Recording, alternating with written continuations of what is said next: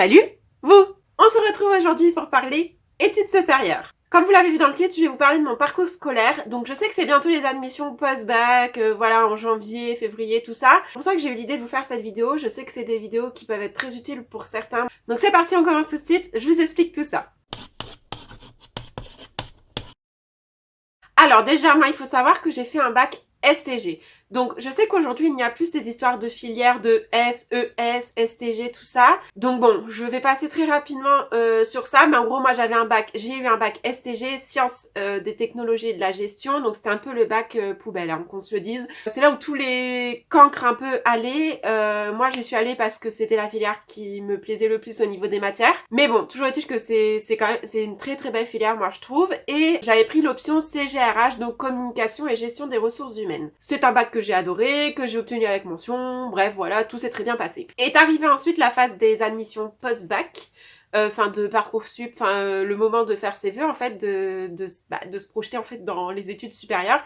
Et moi personnellement je savais pas trop ce que je voulais faire. Je savais ce que j'aimais bien là actuellement comme matière, c'est-à-dire marketing, communication et gestion des ressources humaines. Donc en fait tout ce qui concerne ma filière, ma spécialisation, c'était les matières principales que je préférais en fait. Et du coup voilà, je savais que potentiellement j'allais me diriger vers le marketing, la com, voire les ressources humaines, mais concrètement, en termes de métier, je ne savais pas ce que je voulais faire. Du coup, j'ai quand même fait mes choix en fonction de ça. Donc, au niveau de Parcoursup, j'ai fait 3 choix. Donc, je sais pas si ça a changé entre-temps, parce que moi, c'était quand même en 2010, tout ça, donc ça remonte. C'était il y a 10 ans. Oh là là, là, je prends un coup de vieux. Grave un coup de vieux. Bref. Mais moi, à l'époque, du coup, ça se passait qu'on fallait mettre en premier vœu le truc qu'on voulait le plus. Parce qu'en gros, si tu mettais en deuxième vœu celui que tu voulais le plus, si le premier t'était accepté, ça t'annulait directement les autres vœux. Je sais pas si c'est toujours comme ça, mais ça, je trouvais ça déjà pas très très pratique. Mais du coup, fallait bien sélectionner l'ordre de tes choix. Moi, je me souviens que du coup, j'ai fait 3 choix. J'ai fait le choix d'aller faire une prépa pour ensuite entrer en école de commerce. J'ai fait le choix d'un DUT communication et après, je crois que je m'étais inscrite à une fac aussi. Fac de com ou fac, je sais plus d'ailleurs. Je sais plus ce que c'était la fac, mais je m'étais inscrite dans une fac, il me semble. Voilà, alors, il faut savoir que moi, vu que j'étais une très très bonne élève, n'est-ce pas? Mes professeurs m'ont énormément poussée pour que je fasse une prépa pour aller ensuite en école de commerce. Sachant que mon père aussi, à l'époque, m'avait beaucoup poussée à faire l'école de commerce parce que lui avait fait aussi une école de commerce et que pour lui c'était la voie de l'excellence, tout ça, et même pour les profs c'est la voie de l'excellence, tout ça. Donc ils m'ont tous poussée à faire une école de commerce alors que moi, à la base, j'étais pas trop chaude à faire une école de commerce parce que j'en avais entendu que des choses qui me correspondaient pas au final. J'entendais que c'était des fils à papa, des fils de riches, ou des filles de riches, ou des filles à papa, enfin bon bref, que des riches qui allaient là-bas, que c'était des snobs, enfin j'entendais plein de types de choses qui, moi je me disais mais jamais je serais à ma place dans une école de commerce. Donc du coup, j'étais pas trop chaude pour ça, mais vu que mes profs m'ont énormément poussée et mon père aussi à faire ça, c'est le choix numéro 1 que j'ai mis. Alors que en plus j'étais pas chaude parce que je m'étais un peu renseignée sur la prépa et j'en avais entendu aussi que des choses horribles du genre t'as plus de vie pendant plusieurs années, c'est la galère, tu travailles comme jamais, c'est ultra dur. Enfin bon bref, j'en avais entendu que des choses horribles et moi je me suis dit non mais qu'est-ce que je vais aller me foutre là-dedans en fait. Mais vu qu'on m'a énormément poussée, j'ai mis ça en premier choix. Vous verrez après par la suite si j'ai regretté ou pas. En deuxième choix, j'avais mis DUT alors que c'était ce que je voulais le plus faire. J'avais eu un entretien pour le DUT en fait à partir du moment où tu t'inscris. Je crois que tu fais un CV, une lettre de motivation il me semble, et si tu corresponds, t'as un entretien oral et ensuite ils t'acceptent ou pas. Et donc j'avais eu mon entretien oral qui s'était bien passé et j'avais kiffé. Je me souviens que j'avais kiffé quand j'étais allée dans dans les locaux du DUT, tout ça, j'avais dit ouais, je me vois trop étudier ici, ça a l'air trop bien, les cours ils ont l'air trop bien, tout ça, donc j'avais vraiment kiffé. Et en fait, j'espérais tellement avoir le DUT plus que la prépa que voilà, vraiment, j'aurais dû le mettre en premier choix en fait. Mais voilà.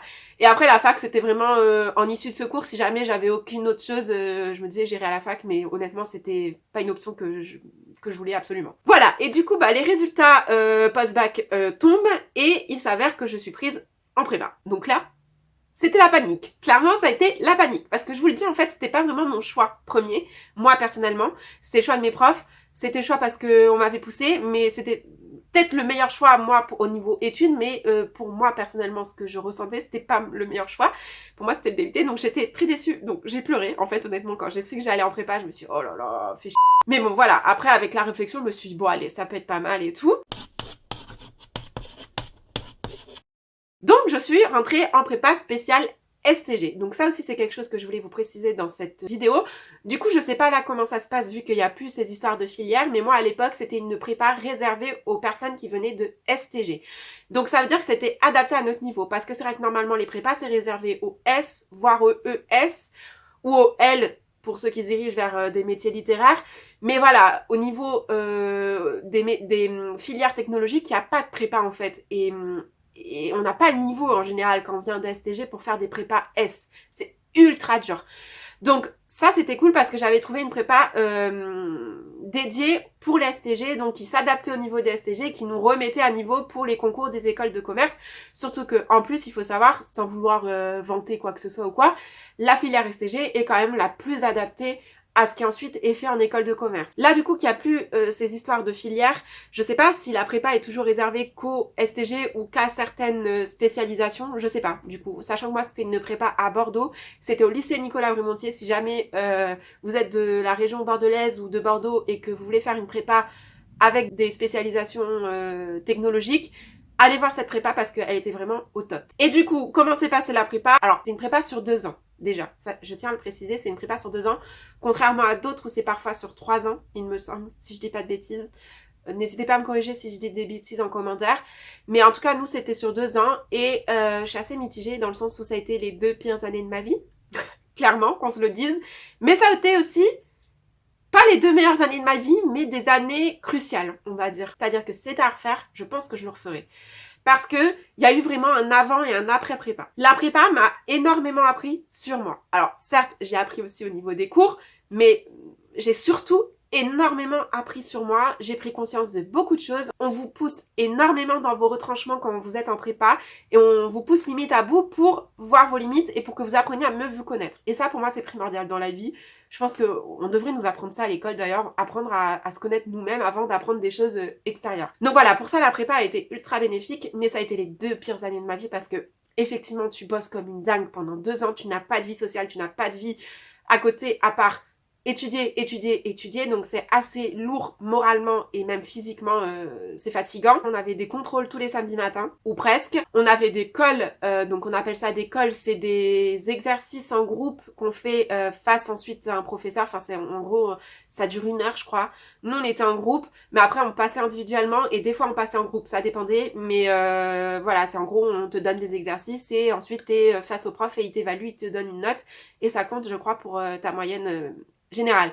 Donc, et ça c'était le soir. Donc c'était assez stressant. C'était toutes les semaines, voire tous les jours qu'on avait d'école. Donc ouais, la prépa, à part vous dire que c'est ultra dur et que oui, c'est un peu un enfer.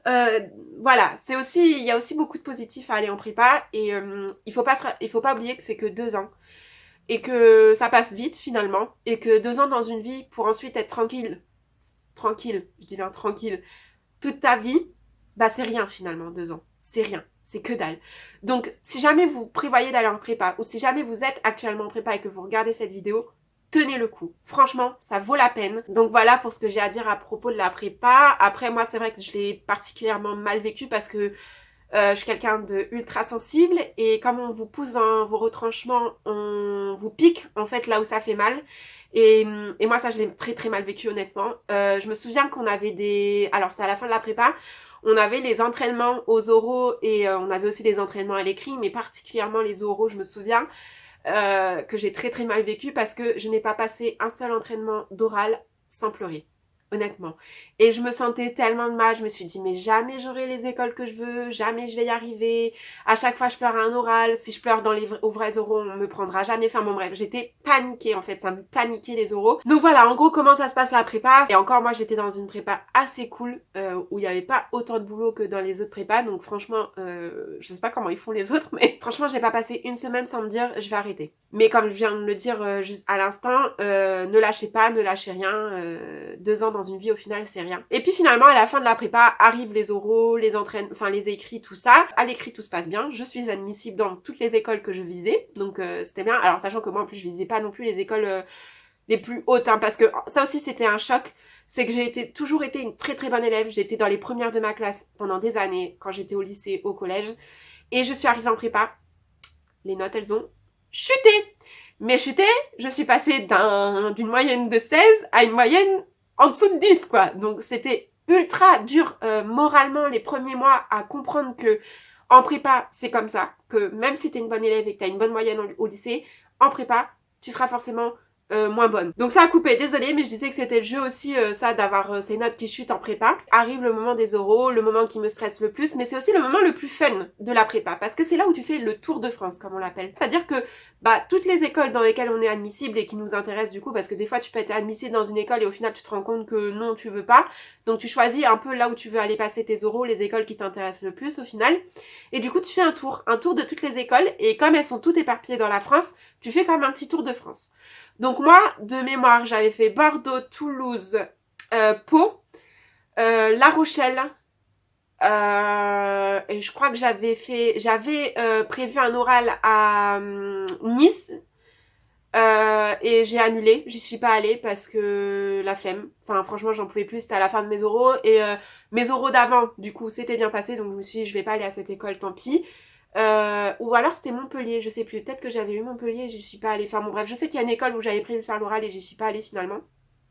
Bref, mais ça c'est à la fois la partie la plus stressante, surtout comme moi quand si t'es stressé à l'idée des oraux, tout ça, voilà, ça va être la partie la plus stressante, mais c'est aussi la partie la plus fun, parce que tu peux profiter, visiter, tu vois l'ambiance de l'école, comment ça se passe, tu fais la fête.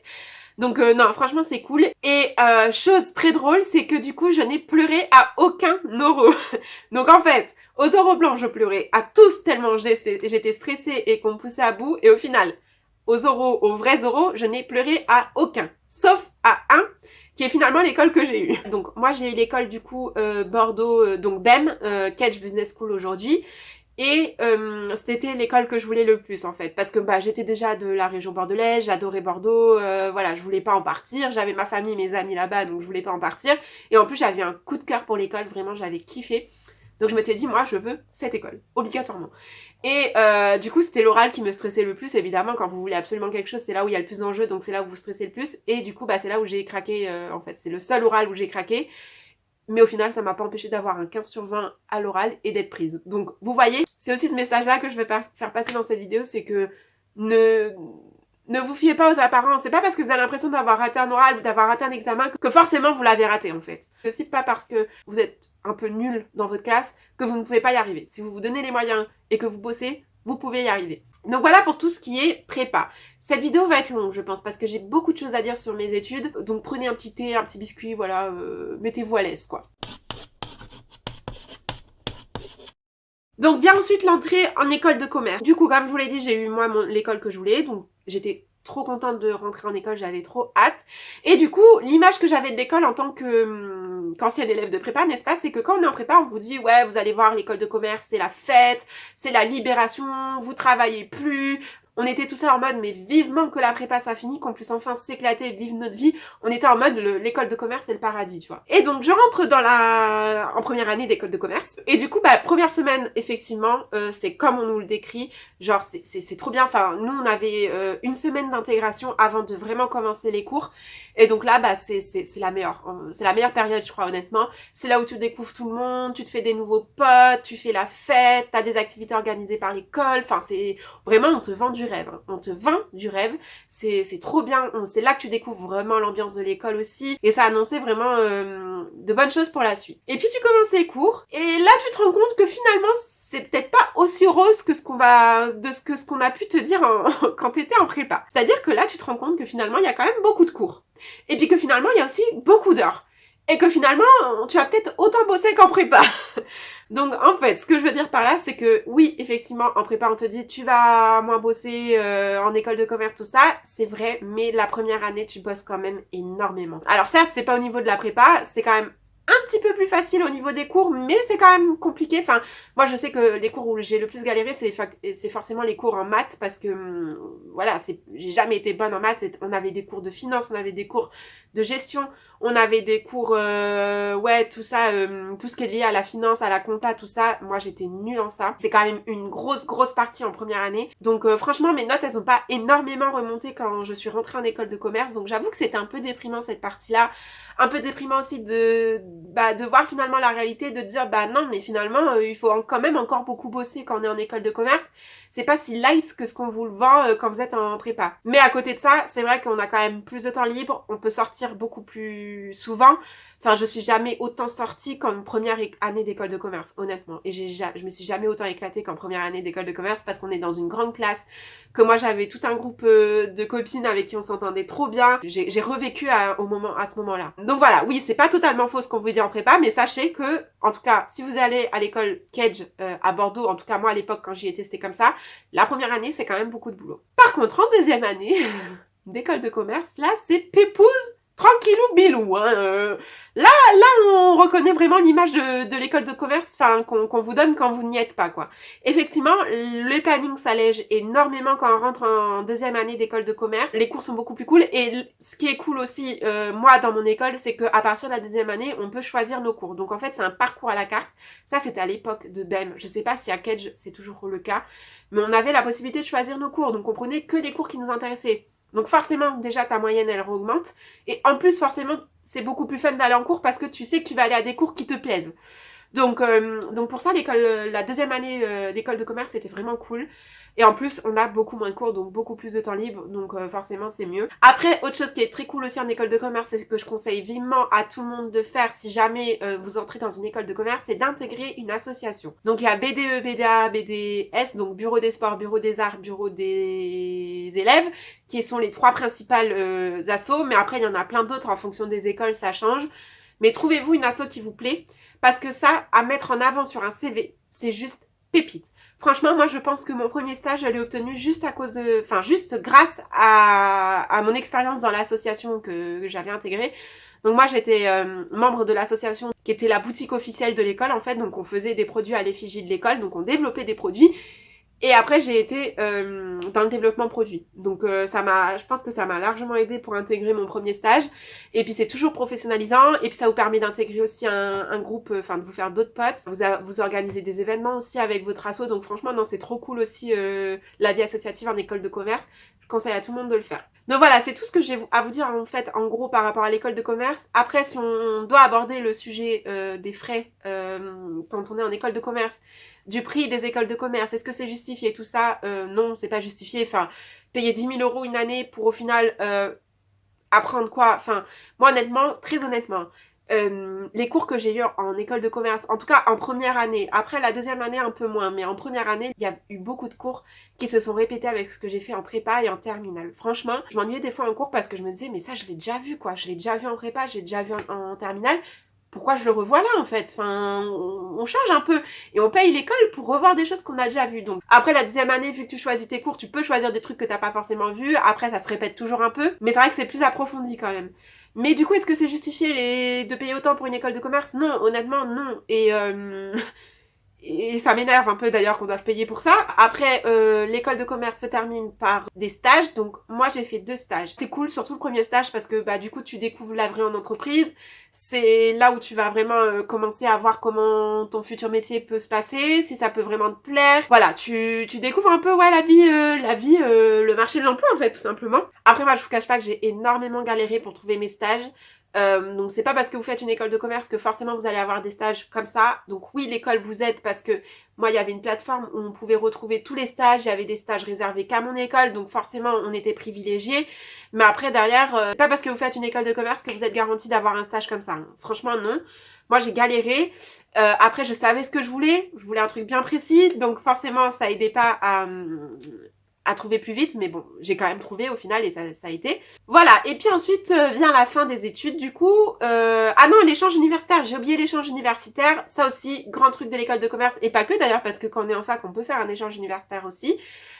Trop cool, une des meilleures expériences aussi de mes années en école de commerce, ça a été mon échange universitaire. Moi personnellement, je suis partie à Alicante, en Espagne.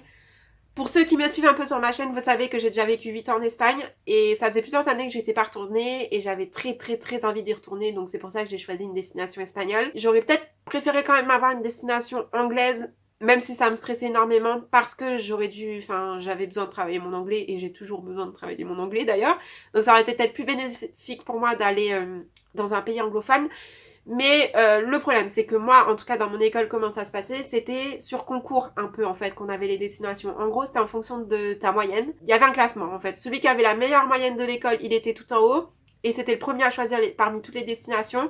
Et celui qui avait la moins bonne moyenne de toute l'école, il se retrouvait en dernier et il prenait ce qui restait au niveau des destinations.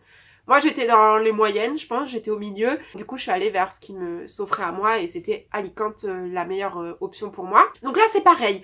On vous vend l'échange universitaire comme une expérience incroyable où vous allez vivre votre meilleure vie pendant plusieurs mois. Vous allez vous éclater, vous allez rencontrer plein de gens, vous allez faire la fête tout le temps. Oui, c'est pas faux. Mais il faut pas oublier qu'à côté, tu bosses aussi.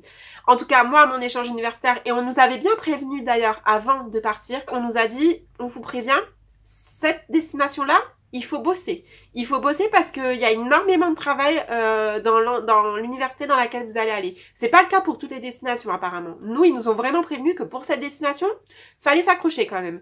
Et effectivement, c'était très lourd au niveau travail. J'avais l'impression limite d'être retournée en première année d'école de commerce ou en année de prépa. Parce que, ouais, on avait énormément de cours et surtout, alors en fait, c'était cool au niveau organisation parce que on avait cours que 2 jours à 3 jours par semaine et c'était en début de semaine en général qu'on avait cours. Par contre, c'était des jours full, c'est-à-dire que on pouvait finir très tard et commencer très tôt.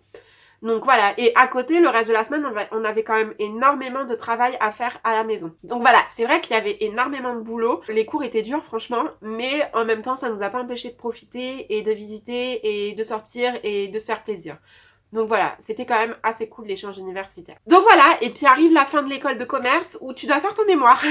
Et donc ça, le mémoire, c'est une grande histoire aussi pour moi. Je vous en ai parlé dans ma dernière vidéo que je vous mets dans le petit i si jamais vous l'avez pas vu. Je vous ai dit que je vous en parlerai dans cette vidéo justement dans mon parcours scolaire.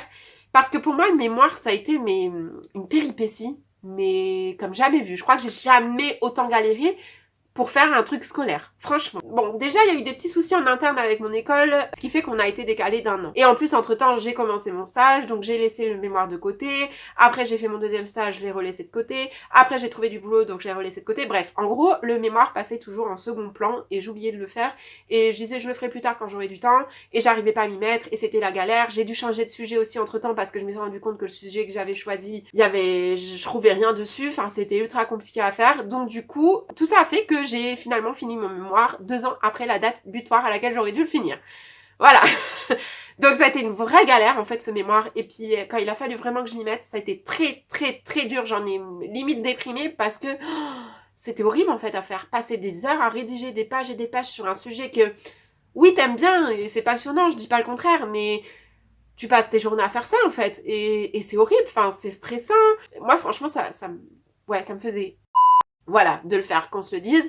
C'était la partie la moins drôle de mon école de commerce et c'est pour ça que j'ai autant galéré à le faire aussi, c'est parce que ça ne m'intéressait pas plus que ça de rédiger un document entier sur ça, des pages et des pages qui ensuite ne seront jamais relues et qui finalement n'apportent pas grand chose de sensationnel quoi à mes études. Donc ouais, le mémoire c'est assez compliqué, je souhaite bonne chance à tous ceux qui auront un mémoire à faire ou qui sont en train de faire leur mémoire. Encore une fois, tenez le coup, c'est qu'un mauvais moment à passer, vous allez y arriver et après, une fois que c'est fini, vous en parlez plus, vous êtes débarrassé. Voilà, évitez de traîner 2 ans comme moi ce boulet derrière vous parce que franchement, quand je l'ai fini, je me suis dit mais j'aurais dû finir avant en fait. Parce que je me suis rendu compte que c'était tellement un poids, j'en faisais des cauchemars de ce mémoire, tellement j'arrivais pas à le faire franchement.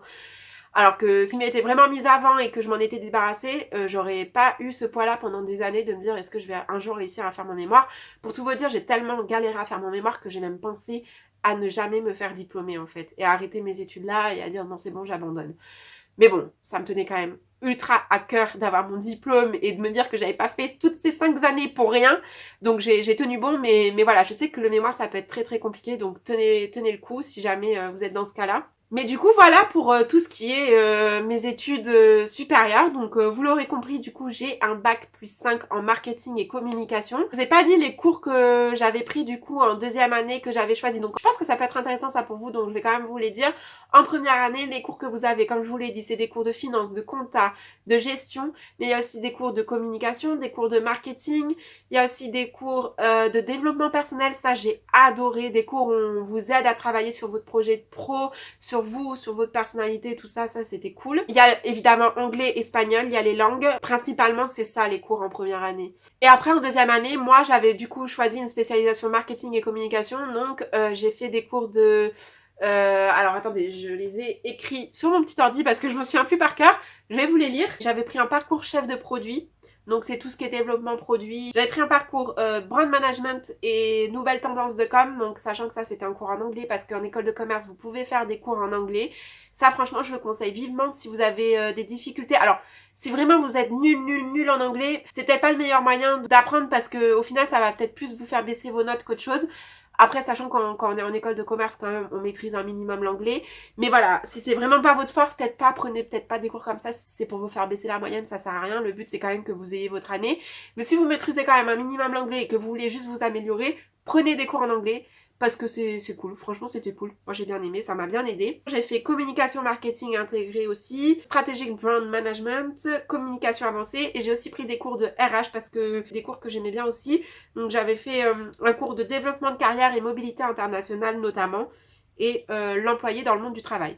Voilà, ça vous donne un peu une idée du type de cours que vous pouvez avoir en école de commerce, sachant que tout dépend, il n'y a pas que ça, hein. Ça dépend vraiment de votre projet pro en fait. Vous pouvez choisir aussi des cours liés à l'entrepreneuriat.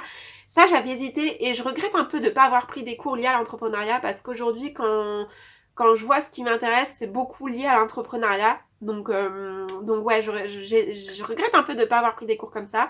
Mais vous pouvez aussi totalement vous spécialiser dans des cours liés à la compta. Je sais que j'ai ma meilleure amie qui a fait ça. Elle a fait un parcours comptabilité. Vous pouvez faire un parcours RH. J'ai une autre copine qui a fait ça aussi, totalement que des cours RH. Enfin voilà, vous pouvez vraiment vous spécialiser un peu dans tout. C'est ça qui est bien avec l'école de commerce. Mais voilà en gros ce que j'ai à dire sur l'école de commerce et sur mon parcours en général.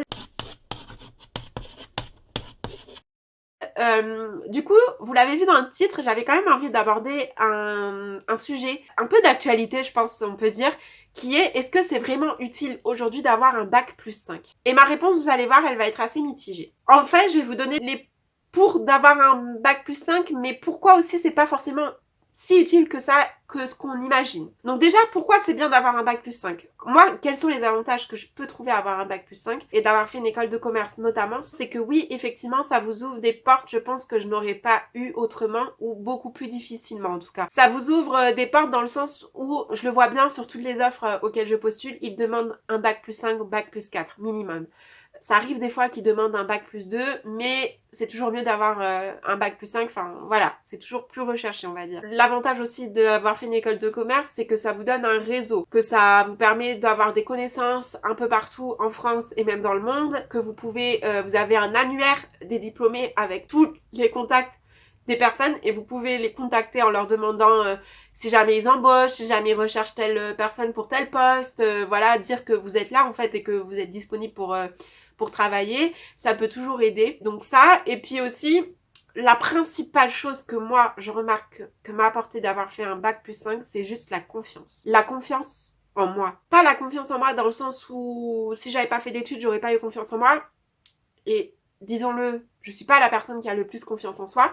Je dis pas que ça vous apporte de la confiance en soi, mais ça vous apporte de la confiance en vos capacités. Moi, je sais que je pense que jamais j'aurais osé postuler à des offres auxquelles je postule aujourd'hui, mais je postule et je prends des orientations même que je n'aurais peut-être jamais osé prendre si je n'avais pas eu mon bac plus 5, et parce que j'ai mon bac plus 5, je me dis bah si Morgane, tu peux te permettre d'aller vers ça aussi, parce qu'au final ton diplôme t'ouvre plein de portes. Donc ça revient à mon premier point qui est que ça vous ouvre plein de portes, l'école de commerce. Donc voilà, la confiance que ça m'a apporté, je pense que ça c'est le principal truc que mes études me donnent, c'est de me dire je peux y aller, je peux oser parce que j'ai ces études-là. Mais après, est-ce que c'est vraiment utile d'avoir un bac plus 5 aujourd'hui? Honnêtement, je ne sais pas. parce que ça ne vous empêche pas d'être au chômage. La preuve en est, ça fait 1 an que je suis au chômage et je vais pas vous cacher que je galère un peu à trouver du boulot, malgré mon bac+5. Quand vous êtes face à ça, vous vous dites, et que vous avez un bac+5, vous vous dites, mais c'est rageant en fait. C'est rageant parce que vous venez passer 5 ans à étudier comme une folle et à vous donner les moyens au max pour que sur le marché du travail ce soit plus facile, mais derrière c'est pas forcément plus facile. Et même comme je vous le dis pour mes stages, j'ai toujours galéré à trouver mes stages. Donc franchement, avoir un bac+5 aujourd'hui ne garantit pas forcément l'emploi derrière. Ça c'est un point que je voulais absolument aborder dans cette vidéo parce que je pense que des gens qui n'ont pas forcément fait de longues études peuvent trouver aussi plus facilement du boulot que moi, parce que du coup ils seront peut-être moins payés derrière, et parce que moi après il faut dire aussi que je me dirige vers des métiers où il y a énormément de concurrence, du coup forcément c'est plus compliqué de trouver. Après je dis pas que c'est pas galère aussi de trouver quand on n'a pas fait d'études, hein.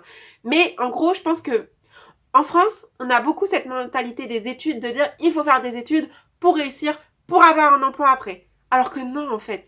Non, et ça je voulais absolument le faire passer comme message dans cette vidéo, c'est que avoir des études ne garantit pas l'emploi et vous pouvez très bien vous en sortir sans avoir fait d'études. Je ne suis pas en train de vous dire ne faites pas d'études, ça sert à rien, non. Si vous avez la possibilité d'en faire, faites-en. Si vous avez les moyens d'en faire, faites-en. Si vous avez les capacités pour en faire, faites-en. Mais si jamais vous n'avez pas les moyens, que les études c'est pas pour vous, c'est pas pour ça que vous n'allez pas y arriver en fait, franchement.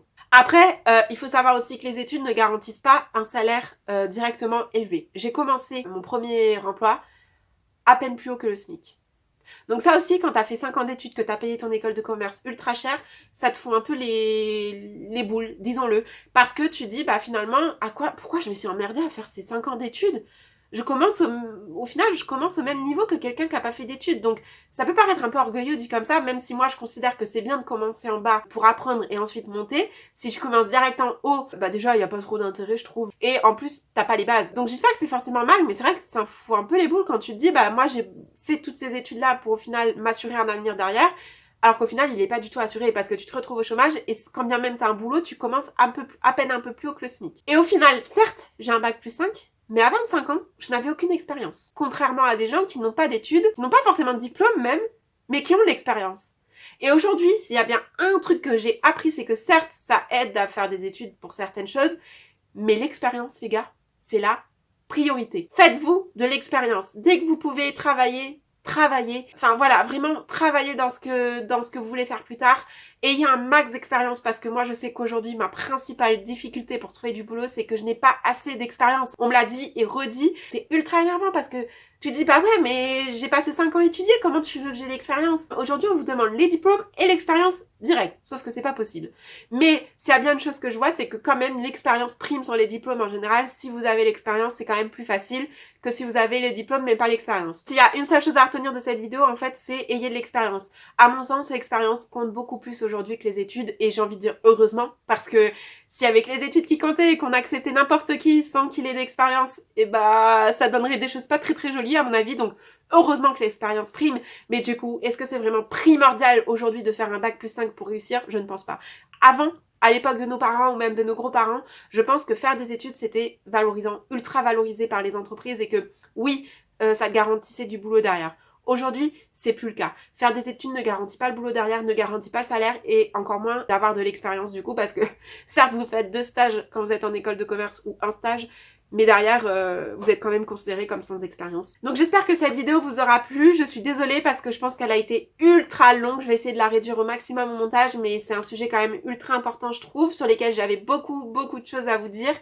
Et j'espère que ça aura pu au moins vous aider un petit peu. N'hésitez pas si vous avez des questions à me les mettre en commentaire. J'y répondrai dans le mieux que possible, on va dire, avec mon expérience. Et du coup, bah voilà, j'espère que tous vos choix en Parcoursup, si vous êtes au lycée, se passeront bien, que vous arriverez à atteindre vos objectifs professionnels. Vous envoie toute la chance possible, voilà. Et puis bah n'hésitez pas à liker la vidéo, à vous abonner si jamais ça vous a plu. Et puis bah moi je vous retrouve très vite dans une prochaine vidéo. Mouah.